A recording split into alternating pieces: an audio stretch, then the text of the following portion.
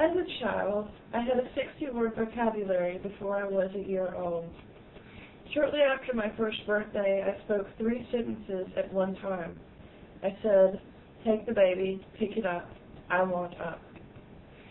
I was reading and writing at the age of 3 and writing short books by the age of 4.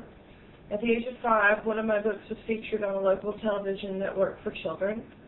And this sounds wonderful, but it's also a symptom of something called hyperalexia, which sometimes is a component of nonverbal learning disability.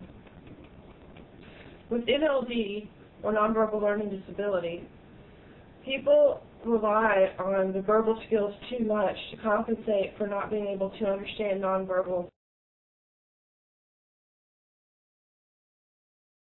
Another aspect of nonverbal learning disability is getting lost frequently. We get lost because it's hard to remember directions because they're spatial and they're not in words.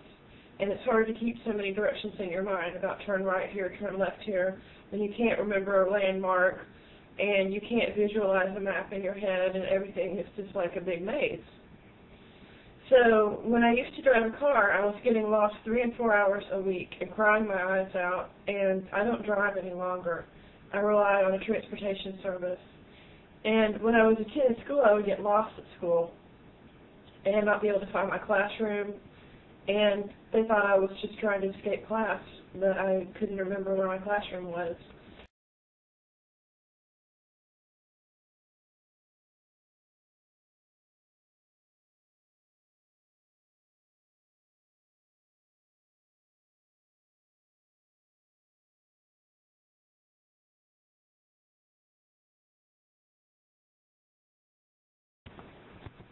As I go through life, I move in a straight line because I'm aware of my perspective looking forwards.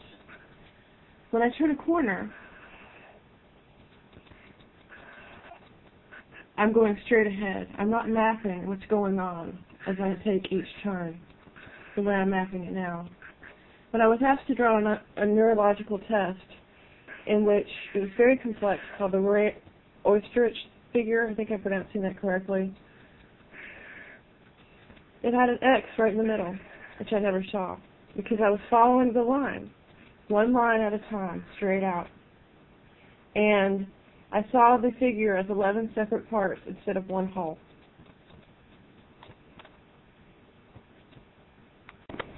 With NLD, or nonverbal learning disability, people try to compensate for their lack of nonverbal skills by excelling verbally, and I do excel verbally.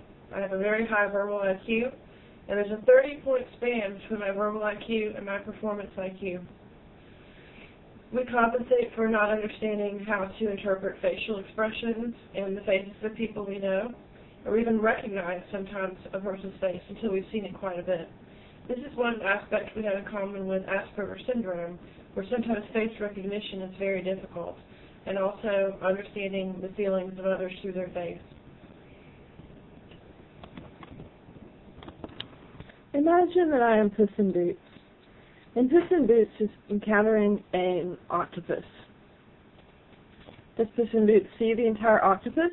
No. He sees one tentacle at a time. And he feels the tentacle, but he doesn't see the whole picture of the squid. And then each different tentacle of life begins to enter the picture until it is completely overwhelming. But Puss in Boots can't see the squid in order to get away. This is what it's like to live with nonverbal learning disability, because we have such difficulty seeing the big picture because we're focused so strongly on one aspect at a time. That's why we need to rely on words to make sense of our reality, and why journaling is such a critical part of our everyday existence in order to understand our world.